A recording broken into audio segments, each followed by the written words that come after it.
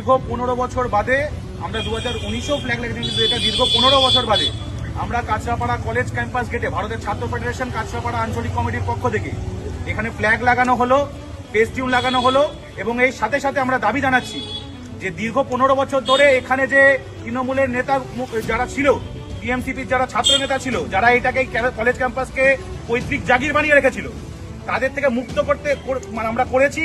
এবং এর পরবর্তীতে আমরা পুরো কলেজ ক্যাম্পাস, যেটা হচ্ছে একটা ইনস্ট্রুমেন্ট সবার জন্য শিক্ষা শেখার কাজ, যেটা হচ্ছে আমাদের অর্গানাইজেশনের প্রথম পাইভটাল পয়েন্ট, সেইটাকে আরো বেশি বিস্তার করানোর জন্য ছাত্রছাত্রীরা কলেজ চালাবে এবং কোনো উদ্যোক্ত চলবে না। ছাত্রীদের হাতে কলেজ ক্যাম্পাস থাকবে, গণতান্ত্রিক পদ্ধতির মধ্যে দিয়ে ইউনিয়ন নির্বাচন হবে। এই দাবিকে সামনে রেখেই আমরা এখানে এই ফ্লেক্স লাগালাম।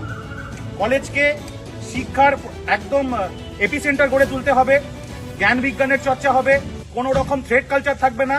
এখানে দীর্ঘদিন ধরে আমাদের যে ছাত্রী কমরেডরা আছে বারবার করে নিগৃহীত হয়েছে, বিভিন্ন রকমের নিগৃহীত ঘটনা ঘটেছে, তার বিরুদ্ধে ছাত্রছাত্রীদের ক্যাম্পাস, এটা কলেজ ক্যাম্পাস, শিক্ষার ক্যাম্পাস, সেটাই আগামী দিনে গড়ে তুলবে।